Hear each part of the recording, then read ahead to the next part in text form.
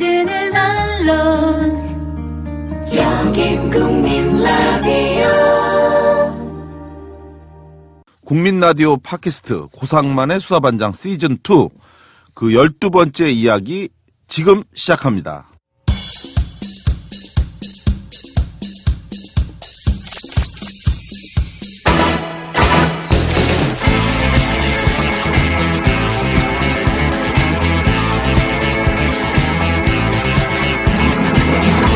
세상 억울한 이들과의 굳은 연대 고상만의 수사반장 시즌2. 2014년 4월 16일 하면 가장 먼저 떠오르는 것, 여러분은 무엇입니까? 그렇습니다. 바로 대한민국에서 살아가는 사람이라면 영원히 지울 수 없는 참사, 그리고 잊어서는 안 될 큰 사건이었죠. 바로 세월호 참사가 일어난 날입니다. 세월호 참사가 일어날 당시, 저는 당시 국회에서 사무실에서 일을 하고 있었는데요. 그날 우연히 TV에서 벌어진 배의 침몰 사건을 보면서 저는 그게 우리나라에서 있는 일이 아니라 어디 해외 어디선가 큰 사고가 났구나 이렇게 생각하면서 그 사건을 바라봤던 기억이 있습니다. 그런데 그것이 엄청나게 큰 참사로 이어지는 과정을 지켜보면서 저 역시 굉장히 힘이 들었는데요. 예를 들어서 그 정신적 고통, 저에게도 얼마나 컸는지 설명한다면 가장 먼저 제가 떠오르는 게 이겁니다. 사건 당시 저는 고상만의 수사반장 시즌1을 진행하고 있었는데요. 제가 다른 여러 참혹한 사건에 대해서 방송을 하면서도 정작 이 세월호 참사에 대해서는 단 한마디도 언급을 하지 못했습니다. 그 어떤 말로도 세월호 참사에 대해 이야기할 수 없는 심리 상태, 그저 미안하고 죄스러운 심정, 그것이 당시 제가 가진 심리였고, 또 많은 분들도 이구동성으로 그러한 아픔을 이야기하고 있죠. 그러다가 처음 세월호 참사에 대해 이야기한 게 바로 추모 1주기를 맞이하던 2015년 4월 16일이었습니다. 그날 진도 팽목항에 가서 미디어 협동조합이 현장 생중계를 진행했는데 그때 문희정 아나운서와 함께 세월호 추모 1주기 방송을 했던 그런 기억이 새롭습니다. 그만큼 굉장히 많이 힘들었던 거죠. 1주기 추모제 그 방송을 하면서 문희정 아나운서도 그렇고 저도 그렇고 바로 그 앞에서 보이는 바다를 보면서 굉장히 많은 눈물을 흘렸던 그런 기억이 있는데, 아마 많은 분들에게 힘들었던 기억 중에 하나, 세월호 참사 과정에서 그 무엇도 할 수 없었던 무력감, 저렇게 많은 아이들을 눈앞에 보고 있으면서도 아무도 구하지 못한 죄책감, 이런 것들이 우리 모두를 더 힘들고 고통스럽게 했던 기억이 아닌가 싶습니다. 그런데 바로 그때 이러한 국민적 고통과 상처로 들끓던 국민적 공황 상태에서 당시 이 모든 참사의 원인, 잘못이 있는 박근혜 권력과 해경, 검찰이 만들어낸 적이 있었죠. 바로 그중 한 명, 한 분이죠. 오늘 고상만의 수사반장 시즌2가 모신 11번째 초대 손님, 홍가혜 씨입니다. 사건 발생 이틀째가 지나가던 2014년 4월 18일 아침, 그날은 금요일이었습니다. 세월호 참사와 관련해서 전 국민이 진도 팽목항에서 들려올 구조 소식에 매달리고 있을 때 한 종편 방송에서 뜻밖의 인터뷰가 전해집니다.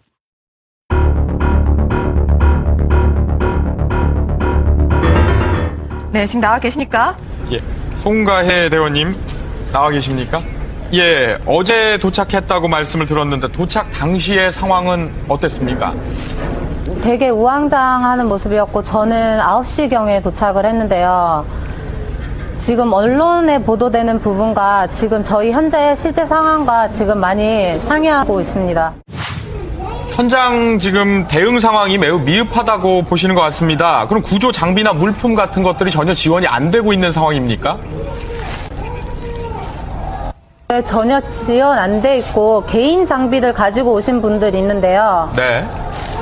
개인 장비들 가지고 오신 분들 있지만 지금 턱없이 부족한 상황이고 잠수분들도 민간 잠수부 지원자, 봉사 지원자분들도 모두 지금 그냥 현장 대기하고 있는데 지원이 전혀 안 되고 있어 곤란하고 또 4시에 야간 작업이 안 된다고 해서 네. 4시부터 다시 투입될 가능성이 높다고 해양청장이 지금 말을 했는데 전혀 저희 민간과 해양과 같이 협력하여 지금 수색을 버린다 어쩐다 지금 언론에 다 나가지 않았습니까? 네. 그런 부분들이 지금 전혀 이루어지지 않고 있습니다.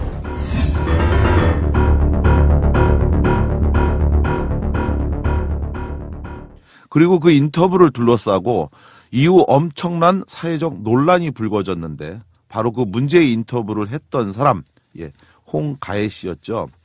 이후 홍가혜 씨가 방송에서 한 인터뷰 내용의 사실 여부를 둘러싸고 많은 논란이 있었는데 한쪽에서는 그녀의 인터뷰가 사실과 다르다고 하면서 매우 심각한 비난을 가했고 그리고 좀 시간이 흘러 다른 한편에서는 홍가혜 씨에 대한 비난은 홍가혜 씨에 대한 잘못이 아니라 국가 권력이 자신의 잘못을 홍가혜 씨에게 덮어 씌움으로써 대중의 분노를 왜곡하려 한 것이다. 이러한 논란이 있는데요.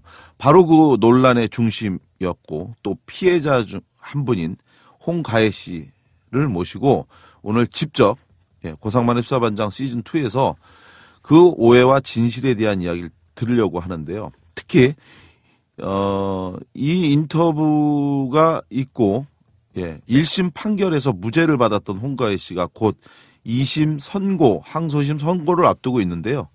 그 1심 무죄 판결 이후에 또 2심 항소심 선고를 앞둔 상황하에 홍가혜 씨의 진실한 속마음을 가감없이 들어보는 그런 편한 시간을 가져보도록 하겠습니다. 흥미도 아니고 가식도 아닌 있는 그대로의 진실, 홍가혜 씨가 말하는 본인의 진실을 들어보는 그런 시간 하겠습니다. 오해와 진실, 홍가혜 씨는 왜 인터뷰를 했나 그 진실 지금부터 들어보겠습니다.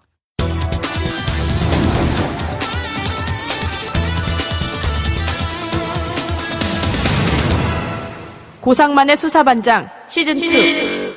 먼저 이 자리에 홍가혜 씨 함께 하고 있습니다. 안녕하세요, 홍가혜 씨. 네, 안녕하세요. 홍가혜입니다. 오랜만이죠. 네. 요 최근에 겨울에 날도 많이 추웠고 그랬어요. 잘 지냈습니까? 감기는 안 들었어요, 올 겨울에? 네, 한 번도 안 들었어요. 원래 건강 체질이신가요? 건강 체질이시죠? 사실 이제 오늘 굉장히 어려운데도 불구하고 초대에 응해 주셔서 진심으로 진짜 먼저 고맙습니다. 편안하게 오늘 하시고 싶은 말씀 다 하는 자리가 될 수 있기를 바라고요. 먼저 지난번 이 사건 기소된 후에 1심에서 무죄 받으셨죠? 네. 무죄 받고 그리고 나서 많은 분들이 이 1심에서 무죄 받고 난 다음에 어떤 이야기를 혹시 하시던가요? 축하한다라는 말을 제일 많이 들었고요. 네. 그리고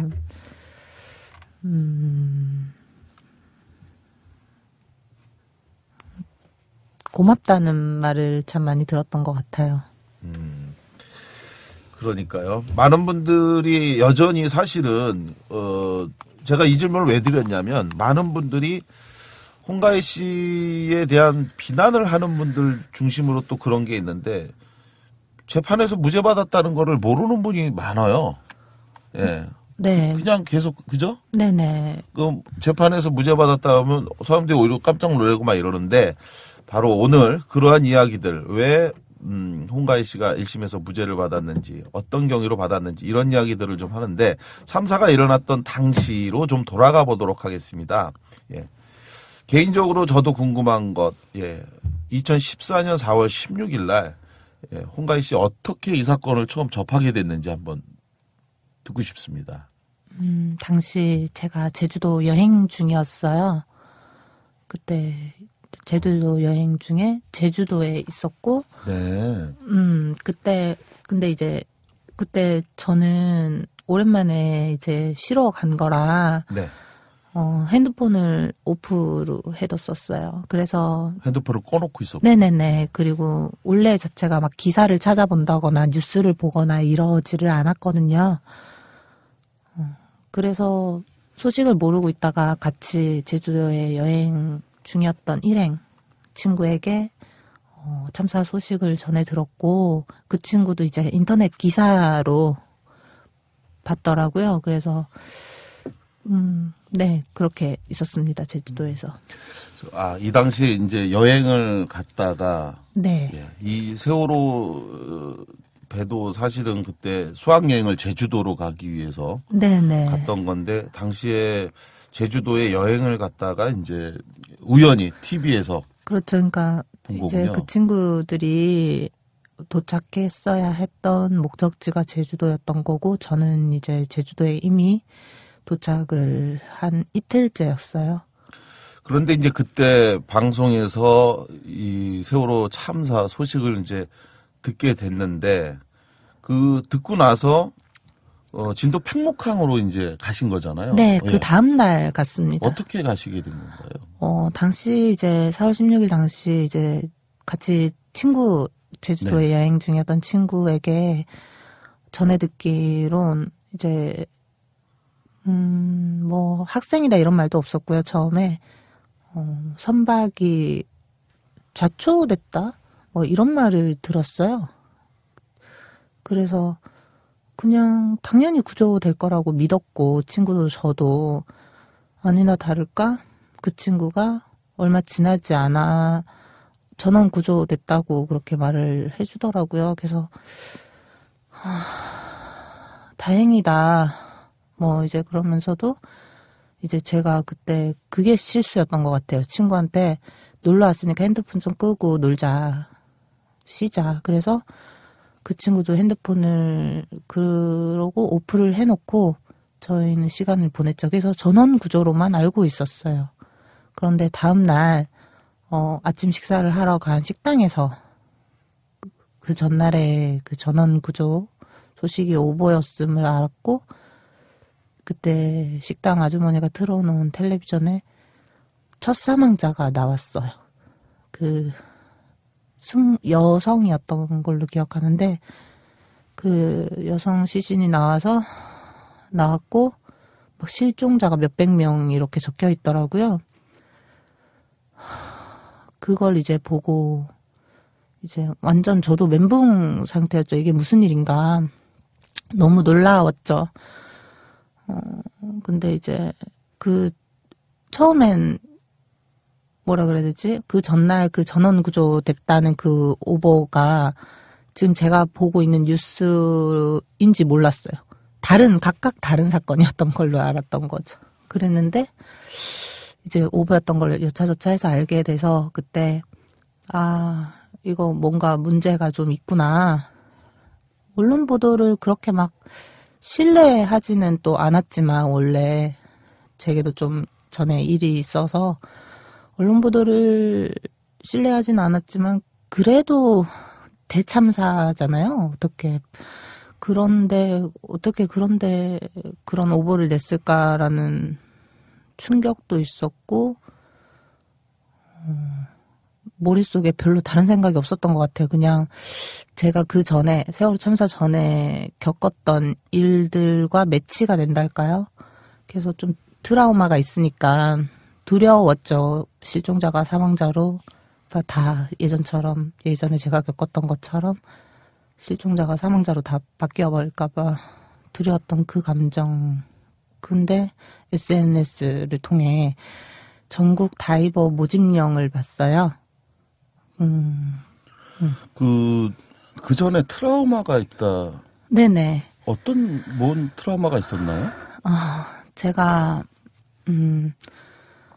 참사 현장에 있었던 게 세월호만이 아니라, 네. 그 2011년 3월 11일 마그니튜도 3.3 8.8에 이제 그 일본 동일본 대지진을 예, 기억하실 겁니다. 그때 제가 일본에 거주하던 교민이었습니다. 그 당시에 그것도 이제 나중에 논란이 한번 됐었었는데 그때 당시에 원래 가해 씨가 일본에 살고 있었던 거죠? 네네. 근데 그때 당시에 동일본에 지진이 났을 때, 네네. 예, 저희는 사실은 지진이 났구나 정도인데 실제로 굉장히 심각했었나 보죠. 그렇죠. 그때도 한국에서도 아마 너무 그렇죠. 많은 몇만 명의 막 사망자들, 막 실종자들이 나온 상태였기 때문에, 네네.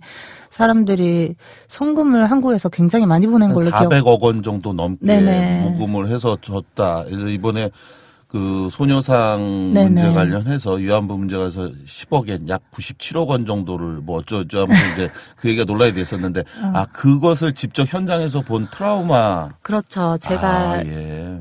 현장에서 봤다기보다 이제 겪었는데 그게 동일본 대지진이 그 쓰나미 났던 후쿠시마 현부터 예. 도쿄, 동경, 예. 치바현, 사이타마 요렇게 다 엄청 건물이 많이 흔들렸고 동경에 당시에 거주했던 80 정도 되신 연세가 80 정도 되신 노인분도 생애 첫 지진이라고 회상하실 정도로 엄청난 큰 지진이었죠. 그때 당시 제가 도쿄에 있었고요. 동경에 있었고 그때 이제 많은 분들이 목숨을 잃고. 네, 동경도 어마어마했어요. 왜냐면, 처음에 지진이 콱 나왔을 때는 서 있지를 못했으니까 어지러워서 건물이 너무 흔들려서.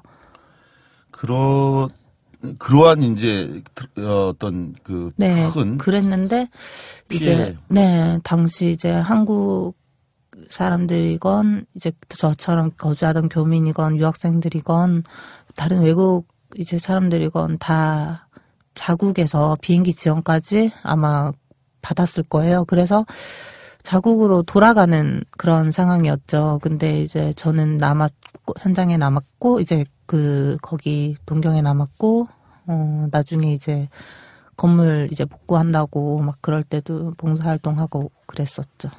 그랬는데 그때 당시에도 저희들도 일본에 거주하고 있었지만, 여진이랑 방사능 때문에 두려웠고 집에서 정말 배당 가방에 바로 대피할 수 있게 이렇게 피난하듯이 싸놓고 그렇게 생활을 했지만 저희들도 며칠이 지나도록 사실 그때 희망을 잃지 않았었거든요. 몇만 명의 사람들 중에서 그래도 생존자가 있을 것이다.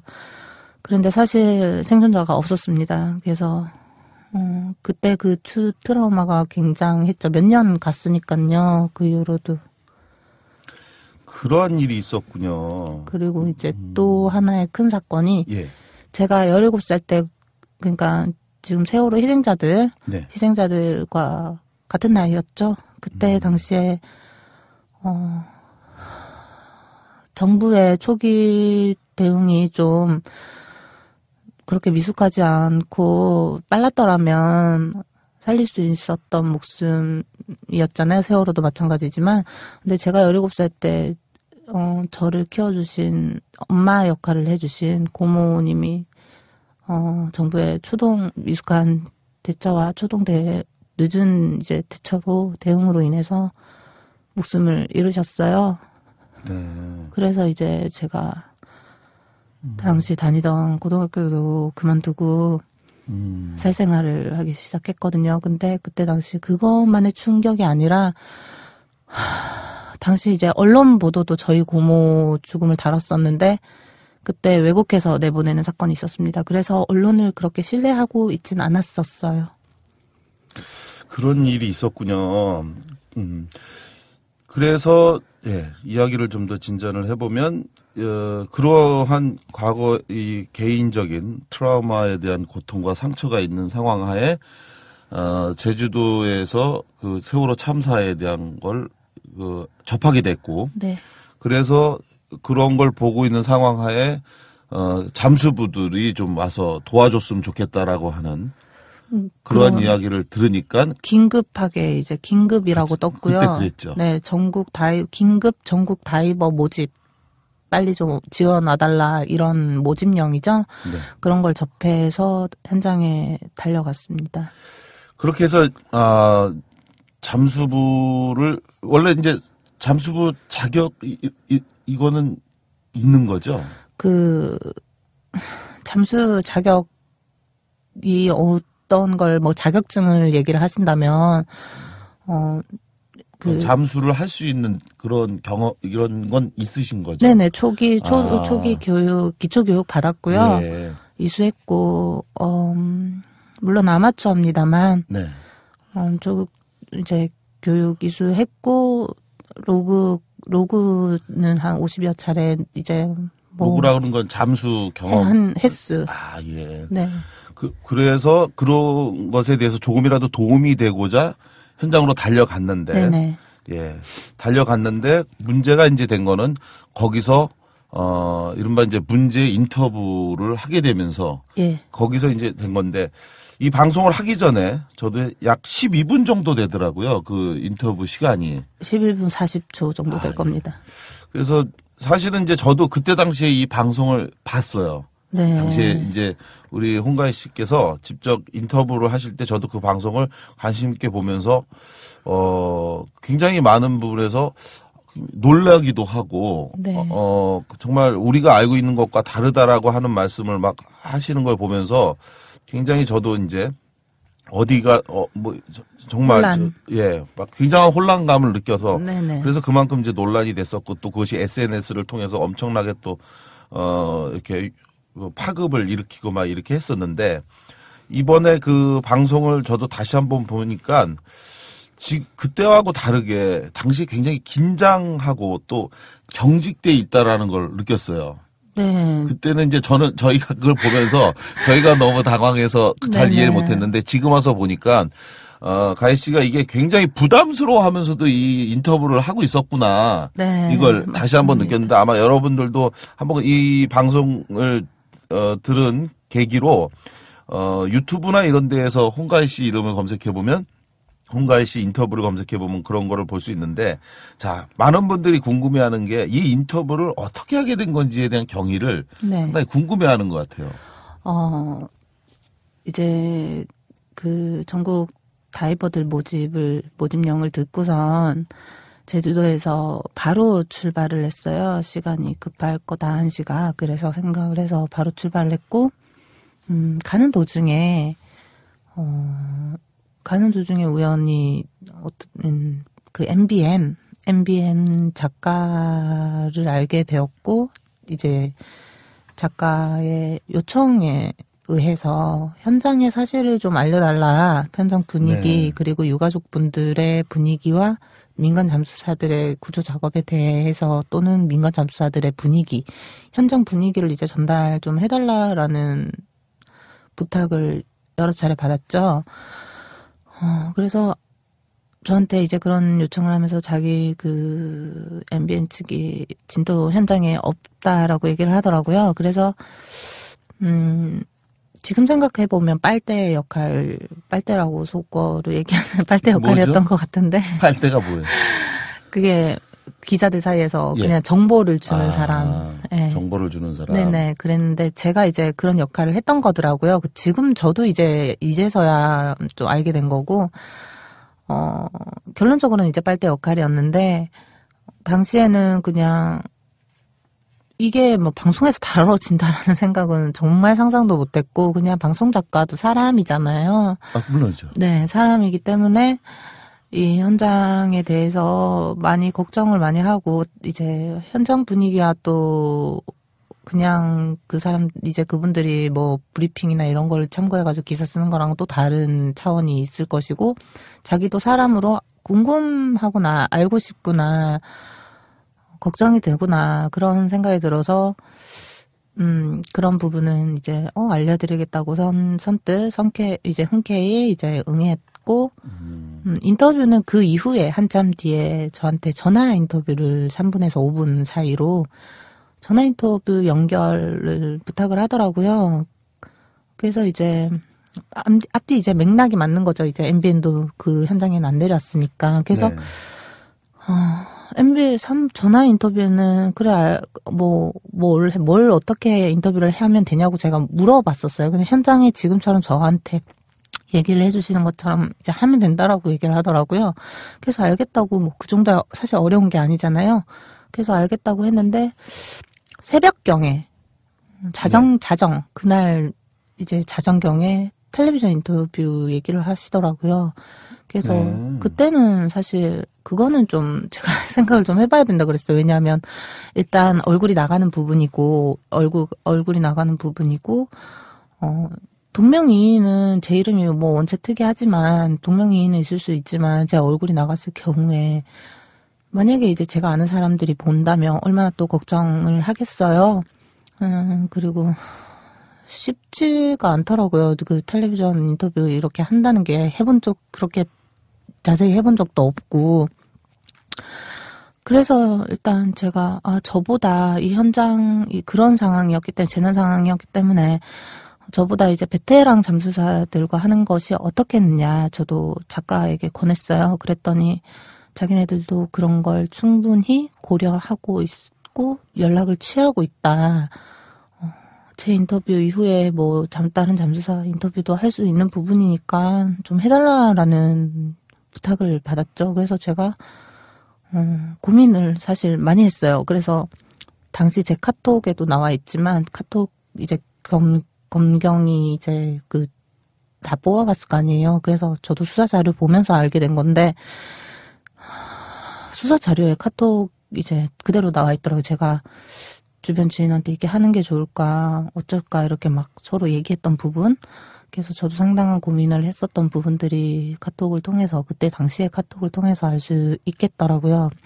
그래서 이제 지인이 저한테 그런 말을 했어요. 가야 네가 거기에 뭐라도 도움이 되려고 이제 간 거 아니냐 이런 취지로 얘기를 하면서 네가 판단해서 그게 도움이 된다고 생각하면 이제 오빠는 하는 게 맞을 것 같다.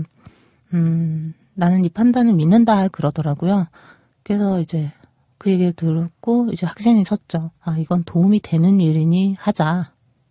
그래서 응하게 됐습니다. 많은 분들은 홍가희 씨 인터뷰와 관련해서 이런 경위가 있었다는 걸 사실은 잘 모를 것 같아요. 저도 사실은 오늘 들으면서 그랬구나. 근데 많은 사람들은 마치 알려져 있기에 가희 씨가 굉장히 관심을 사람들한테 얻고 싶어서 본인이 막 노력해갖고 막 이게 좋아서. 근데 그때 저 당시에 인터뷰 터지고 경찰 측이었던 것 같아요. 경찰 측에서 브리핑인가 뭐 기사를 낸 것 같은데 제가 인터뷰를 자청한 사람이 되어 있었죠. 제가 인터뷰 하겠다 이렇게 자청한 거 이제 자의적으로 부탁하고 요청했던 그런 자청했다라는 표현을 쓰면서 당시 그런 기사가 쏟아져가지고 사람들이 엄청난 비난을 했죠. 어떻게 그러니까 저도 만약에 자청을 했다면 제가 욕먹을 만하다고 생각을 해요. 그래서 그게 사실이 아닌 거죠. 그게 만약에 자청을 해서 제가 사실이 아닌 말을 했으면 제가 욕을 먹을 만해요. 근데 자청을 했어도 사실이면 사실 욕 먹을 게 아니지만 자청도 하지도 않았는데 자청했다. 그리고 잠적하지도 않았는데 잠적했다. 그런 기사들이 초기에 이제 인터뷰 터지자마자 그것도 막 바로 쏟아지면서 그런 부분이 지금 생각해도 아직도 억울하죠. 그리고 그런 부분들을 아직까지 그렇게만 알고 계시는 분들이 많다라는 거예요. 사람은 그렇잖아요. 처음에만 기억을 하고 과정에 어떤 과정이 있었고 결과가 어떻게 나오더라도 사람들은 그 과정을 보지 않아요. 결과와 처음 시작만 보지. 그러면 굉장히 억울한 피해자들이 많이 생길 수 있다라는 이제 생각이고 저 또한 그래서 아직까지 마음이 좀 아픈 상태가 아닐까 이렇게 판단하고 있습니다. 정말 그건 중요한 문제인 것 같아요. 지금 말씀하시는 것처럼 많은 사람들에게 가희 씨가 뭐 나서서 자청해서 뭐 인터뷰를 한 걸로 이렇게 알려져 있는데 실제로는 그렇지 않았고, 그리고 또 실제로 당시에 MBN에서 현장에 방송을 연결하기 위해서 처음에 인터뷰를 요청했을 때 저 말고 다른 사람으로 했으면 좋겠다 이런 얘기도 그때 네. 당시 하셨죠. 그리고 실질적으로 다른 거기 현장에 있었던 베테랑 잠수사와 저보다 어렸던 잠수사, 지금 며칠 전에 그 잠수사 친구랑도 연락이 됐는데요. 그래서 만났는데 그 친구에게도 부탁을 했었습니다. 그러니까 어떻게 했느냐 부탁이라기보다 너 이런 거 할래? 너 어떻게 할래? 이렇게 물어봤더니 다들 이제 일맥상통하게 얘기했던 게 누나 어떻게 감당하려고 그래. 그리고 또 다른 분 이제 나이 많으신 분께선 저 인터뷰하고 나서 며칠 뒤에는 사실 그분이 인터뷰를 또 하시긴 하셨더라고요. 그런데 그때 당시에는 이제 좀 알 수 없는 말들을 했어요. 정부 발표 생각도 안 하고 좀 그거는 야 너 어떡하려고 좀 위험해 뭐 그런 말 감당 어떻게 하려고 그러느냐 수습 뭐 그런 수습 어떻게 하려고 그러냐 뭐 이런 식 취지로 얘기를 들어가지고 제가 그때 당시에 그 말에 굉장한 의문을 가졌어요. 아니 왜 뒷감당을 해야 될 게 뭐가 있으며 왜 정부 발표와 반대되는 것은 말하면 안 되는 것인가? 현장의 사실인데 국민들의 알 권리는 없는가? 이런 대참사 앞에 현장의 사실을 국민들도 알아야 어떻게 할 수 있는 도움이 될 수 있는 부분들을 강구하지 않을까 그런 판단이 컸습니다. 오늘 이 방송을 청취하시는 분들이 정말 이 사실을 좀 보다 많은 분들한테 좀 알려줬으면 좋겠다. 그러니까 홍가희 씨가 본인이 당시에 인터뷰를 한 거 이게 사실은 저는 개인적으로 생각해 볼 때 굉장히 큰 용기다. 현장에 다른 사람들도 사실은 가희 씨가 한 이야기를 다 알고 있었던 거죠. 네. 근데 그 사람들은 그것이 사실인지 아닌지에 대한 의구심 때문에 안 한 게 아니라 두려워서 못 한 거죠. 정부 발표와 다른 이야기를 할 경우에 나에게 올 수 있는 불이익 이런 부분들이 두려워서 그들은 침묵을 했던 거고 다만 가혜 씨는 보다 많은 국민들에게 여기에 현지 상황을 좀 알려줘야 되겠다. 뭐 수백 명이 지금 구조를 위해서 뭐 잠수 중에 있고 뭐 모든 게 다 원활히 뭐 입체적인 작전을 통해 세월호 문제를 해결하기 위해서 정부 당국이 나서는 것처럼 알려져 있지만 방송 인터뷰에서도 그 얘기를 계속 하고 있더라고요. 홍가희 씨가 얘기한 건 언론에 알려진 것과 지금 현장 분위기는 너무 다르다라는 이야기를 여러 차례 언급을 네네. 했는데 바로 그런 부분들을 가희 씨가 이야기했던 거죠. 그런데 저는 조금 다르게 생각하는 게요. 이제 고성만 선생님과 조금 다르게 생각하는 부분이 뭐냐면 그 현장에 있었던 다른 잠수사 분들이 두려워서 또는 용기가 없어서 하지 않았던 것은 아니었던 것 같아요. 그냥 그분들은 이제 저보다 어쨌든 베테랑이시고 구조 작업에 그 전에 세월호 같은 사건이 없었기 때문에 사실은 그분들도 구조 작업에 아마 참여해 본 적은 없을 겁니다. 그런데 이런 큰 규모 말인데요. 하여튼 그런 분들인데 그런 분들이 왜 안 했을까라는 것에 대해서는 사실 저도 지금 상당한 의문이 있지만 그 이후에 약간 중의적인 표현을 쓰면서 정부 편도 아니고 민간 편도 아니고 약간 중의적인 표현을 쓰시면서 인터뷰를 하셨던 분도 계시더라고요. 그런데 사실은 뭐랄까 국민들은요. 그리고 일반 사람들은 그리고 인터뷰라는 것은 어떤 전문적인 지식을 사실은 요하는 게 아니잖아요. 일반 시민 또는 그 현장에서 어떤 전문적인 지식을 요했더라면 아마 스튜디오로 모셨을 테고 다른 방법들을 쓰셨을 겁니다.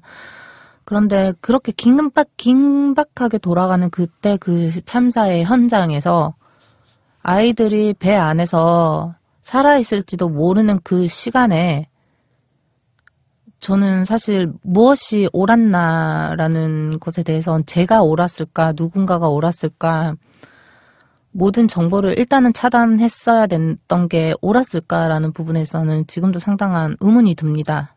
네. 그래서 그분들이 용기가 없어서 두려워서였다기보다 그냥 네. 조금 더 상황을 지켜보던 상황이 아니었을까라고 판단이 되고 또 저의 입장은 달랐던 거니까요. 네. 당시에는 이제 언론에서도 계속 얘기했던 72시간의 에어포켓 정부 당국에서도 사실 그 부분을 강조를 했었잖아요. 그리고 그 가능성을 두고 구조 작업을 진행했었고요. 그래서 그때 당시엔 그럼에도 불구하고 통제되는 부분들이 이해가 되질 않았고 이해관계가 다르다 보니 충분히 누구든 했어야 했다. 그래서 잘 되게 빨리 촛구르 인터뷰 정도는 국민의 시민의 입장에서 할 수 있었던 것 아니냐 이런 게 저의 주장입니다. 그래서 이제 당시에 가혜 씨가 이제 한 거고요. 당시 인터뷰 내용을 간략하게 요약해 보면 이렇더라고요. 해양경찰청에서 지원해 준다고 했었던 장비며 인력이며 배며 지금 전혀 안 되고 있어요. 예. 민간 잠수부들의 말들도 다 똑같습니다. 뭔가 사람 소리와 대화도 시도했고 갑판 하나 사이를 그 벽 하나를 두고 신호도 확인했고 대화도 했고 지금 증언들이 다 똑같습니다. 정부 관련한 사람들이 민간 잠수부들한테 한다는 소리가 시간만 대충 때우고 가라고 했어요. 이런 이야기들을 이제 들었다. 네. 네, 듣고 있고 지금 이렇게 많은 사람들에게 알려져 있는데 이러한 상황에서 어떻게든지 사람들의 이러한 그 실제 상황을 확인해 봐야 될 거 아니냐. 네네. 이런 이야기들을 이제 간곡하게 그 인터뷰 말미에 이제 끊어질 때 인터뷰하는 목적을 정확하게 저는 이야기했다. 네네. 이런 이야기가 있는데 예, 빨리 뭐라도 해야 되지 않냐 이런 이야기를 이제 하셨죠. 그런데 결국 이 인터뷰로 인해서 이후에 세월호에 갇혀 있는 사람들을 구조하라고 할 수 있는 그런 호소를 한 건데 이 사건으로 인해서 오히려 구속까지 됐어요. 네. 예. 당연히 예상은 못 하셨겠죠. 정말. 인터뷰한 후에 어떤 상황이 벌어진 겁니까? 경찰 조사 상상, 그런 상상을 했으면, 한 번도 그런 생각을 했더라면, 사실은, 지금도 했을까? 이런, 저 자신에게 많이 질문을 해봐요. 네, 그렇겠죠. 네. 상상을 못 했어요. 네, 인터뷰를 하고 난 다음의 상황이 어떻게 된 거예요? 인터뷰를 마쳤는데. 네, 인터뷰를 마쳤는데, 거짓말처럼 1시간여 만에, 그 전날에도 계속해서 투입 요청을 하고 막 강력 항의를 했었음에도 불구하고 지금 유가족분들이 시청자 가족분들이요 했음에도 불구하고 현장에서 대기만 하고 있었던 많은 잠수사들이 제 인터뷰 이후에 정말 너무 속전속결이었습니다. 1시간 반 정도 만에 사고역으로 투입을 해주겠다. 1시간 정도 만이었던 것 같아요. 예, 그렇게 그전에 해서 아무것도 안 하던 사람들이. 그런 약속도 없었고. 예, 아무것도 안 하던 사람들이 갑자기 인터뷰를 하고 나니까.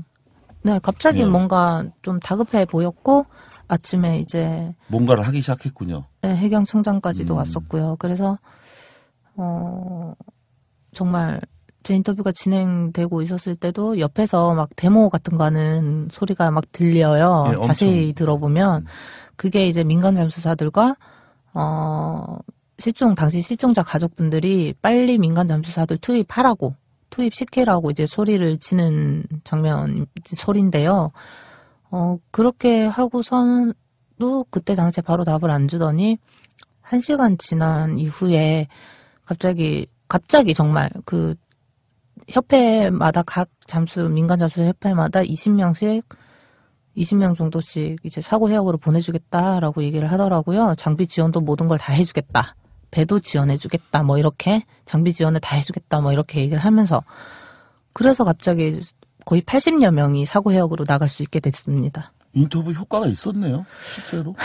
모르겠어요. 저는 그게 제 인터뷰 때문에 그랬던 걸까 아니면 고려를 하고 있었을까 그 부분에 대해서는 잘 모르겠습니다. 그런데 어쨌든 인터뷰 효과는 있었네요. 그런데 네.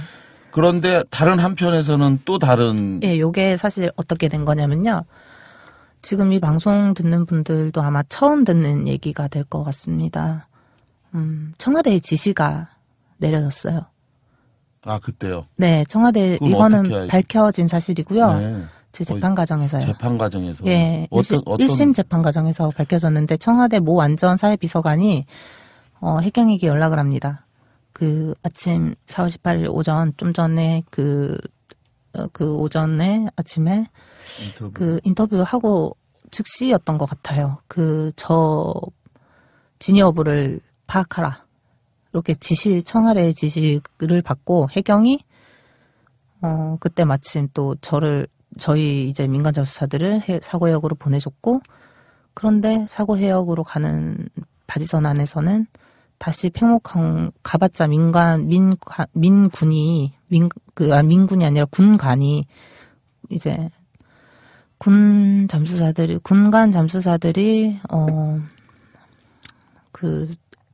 저기를 하고 있으니까 구조 작업을 하고 있으니 우리가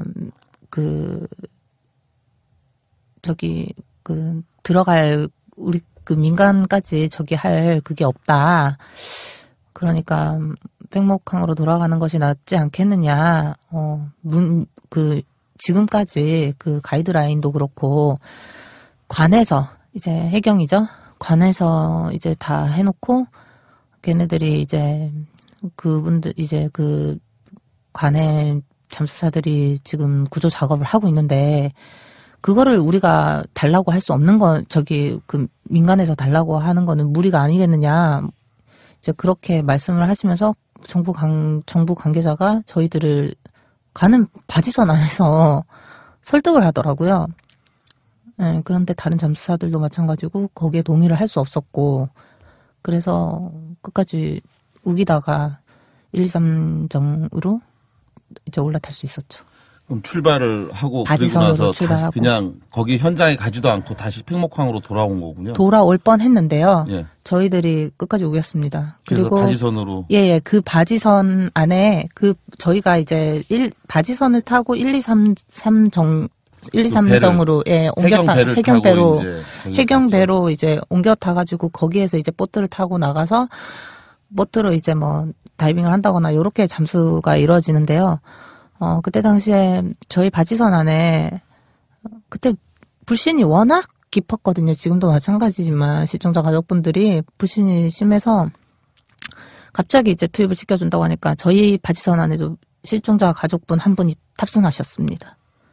그래서 그 탑승한 그분이 무슨 소리냐. 지금 관과 군이 무슨 잠수 활동을 하고 있어서 이 사람들을 투입을 못 시킨다는 얘기냐. 너네들 내가 지금 확인해볼까요? 이러면서, 지금 거기에서 지금 에어포켓에 에어 주입하네 마네 하면서, 세월호 안으로, 선체 안으로 에어 주입하네 마네 하면서 해가지고, 세월호 반경 100m인가 접근 금지됐다고 하는데 무슨 지금 구조 작업을 하고 있냐, 당신 뭐냐, 이렇게 이제 추궁을 하기 시작했죠. 그래서 당황한 정부 관계자들이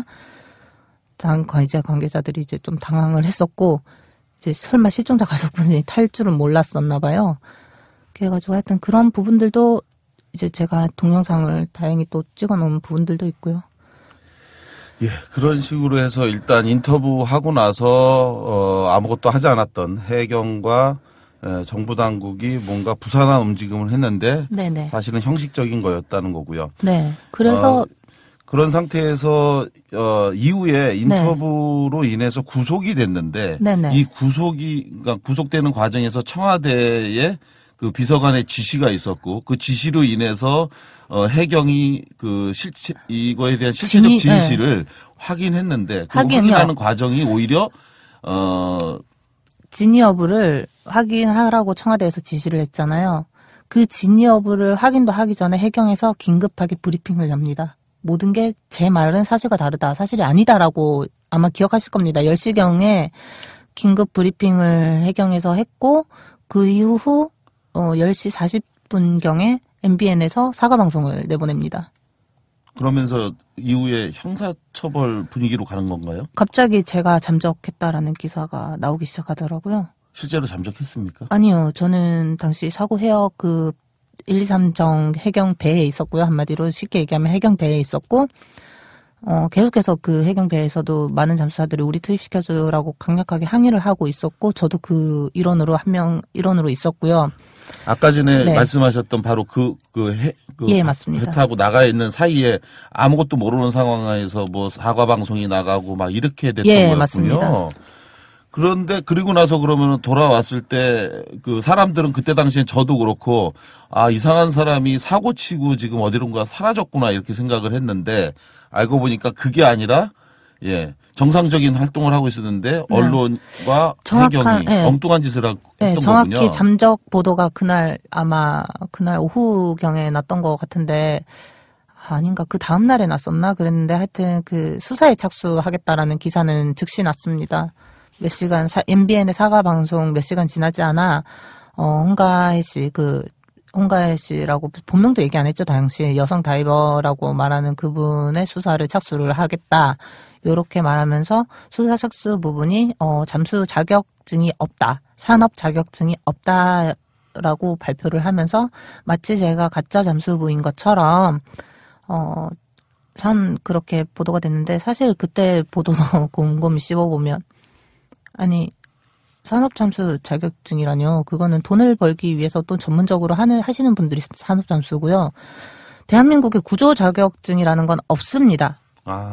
현재도 없습니다. 네. 네. 그런 이유로 제가 자격증이 없다라면 저는 없습니다. 대한민국 그 누구도 없고요.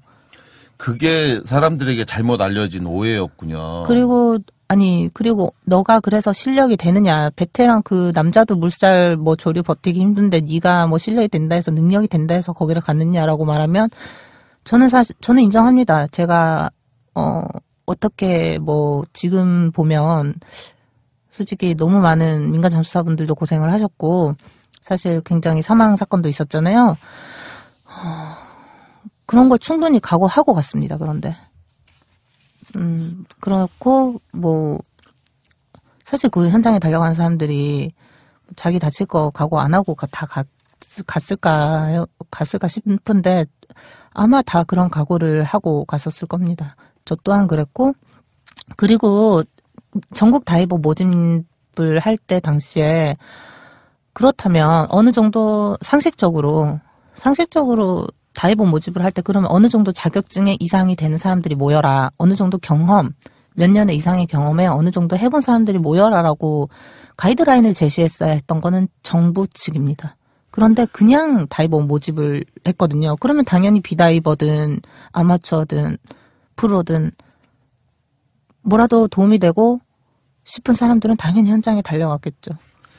지금 이제 핵심은 이런 거 같아요. 이제 많은 사람들에게 가짜 다이버다라고 이제 홍가희 씨에 대해서 비난하는 사람들이 있는데 이게 이제 산업 잠수부냐 아니냐 이런 논란이 아니라 잠수 자체를 하지 못하는 사람이 마치 잠수부인 것처럼 가서 그리고 나서 사실과 다른 주장을 한 거다 이런 건데. 그렇습니다. 정확하게 얘기하면은 맞습니다. 이제 당시에 잠수부가 많이 필요하다. 그러니 도와줄 수 있는 자원봉사자가 있다면 와달라. 그래서 그 말에 선의의 마음을 갖고 많은 사람들이 갔었죠. 네네. 갔었고 그런 과정에서 인터뷰를 이제 홍가희 씨가 했는데 그 홍가희 씨의 인터뷰가 파장이 너무 크니까 청와대에서 이 사실 여부를 해경보고 확인하라고 했는데 이것에 대한 책임 문제가 점점 커지니까 홍가희 씨를 이른바 거짓말장이 그리고 잠수부도 아닌 사람이 사실과 다른 거짓말을 해서 혼란을 초래한 거다. 이렇게 해서 이제 공동의 비난 대상으로 삼아버린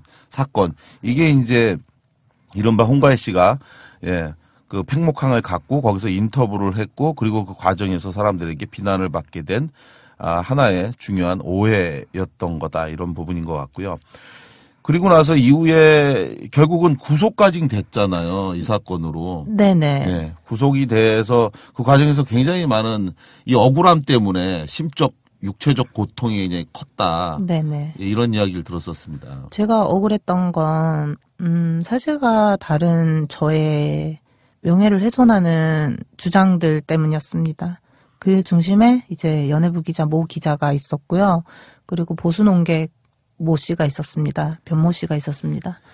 그래서 또 이게 사실은 참 여러 가지로 아까 전에 말씀하셨던 것처럼 그 인터뷰 하고 나서 그 이제 아이들을 구한다. 세월호에 지금 그 갇혀 있는 사람을 구한다고 해서 배 타고 나간 사이에 알지도 못하는 가운데 여러 일들이 있었던 것처럼 예. 또 방어권을 행사할 수 없는 상황 하에서 갇혀 있는데 여러 가지 또 사실과 다른 억측 또 네네.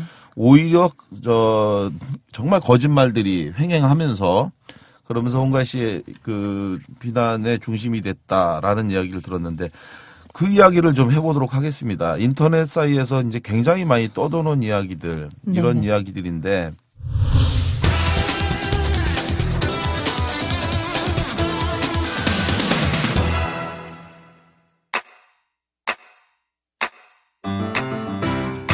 국민라디오 지지하는 4가지 방법 아시나요? 다운로드하기, 별점 주기, 댓글 달기, 구독하기.